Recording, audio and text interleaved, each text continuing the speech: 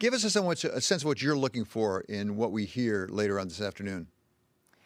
Yeah, so first of all, thanks for having me. So I think there are two key questions for this FOMC meeting. The first is did the FOMC start talking about tapering? And kind of what I mean by that is, did the staff come in with a presentation, and was there kind of a menu of options that were laid out for Federal Reserve officials? And then I think that the next key question for this meeting is how did the Federal Reserve officials change or update their outlook in the summary of economic projections?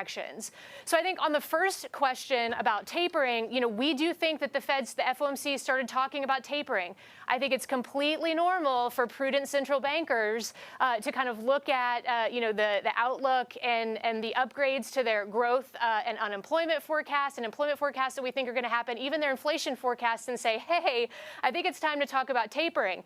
We even think that it's possible coming out of this meeting that kind of regional Fed presidents or others could actually start to socialize the Fed tapering at the September meeting, a little bit before even we kind of expect at the December. And we think that they might want that optionality, kind of in order to manage inflation expectations. Of course, we've seen this big spike in inflation. We think it's transitory, but the Fed might just want to manage the risk that it's not, and that inflation expectations increase. So I think that's going to be one big thing. And then the other thing is we do think on the summary of economic projections, we do think they do upgrade the outlook.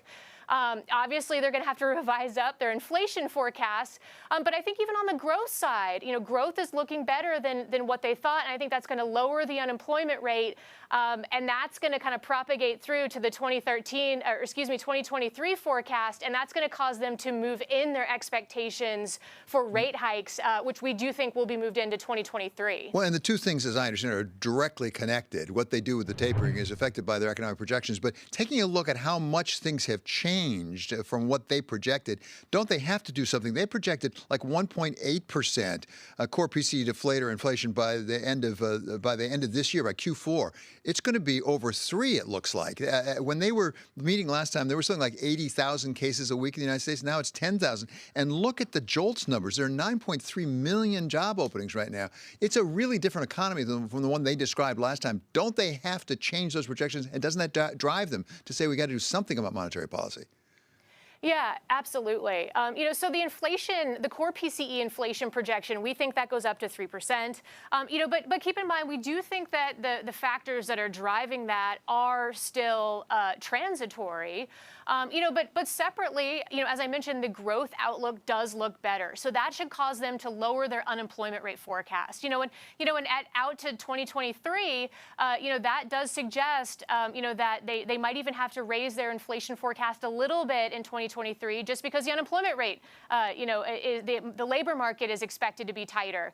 So, I do think they will have to move in their projections for interest rate hikes. And again, just on this optionality related to tapering, it argues in our minds, that at least opening the door to a possible September taper, is again a prudent thing to do, from the central bank's perspective. Now we still expect December is probably the most likely outcome because we do think inflation is transitory and it will start to decelerate in the back half of this year. But again, central banking is all about managing the risks, and we think at this meeting the Federal Reserve is going to be more focused on managing some of the the potential risk to inflation expectations.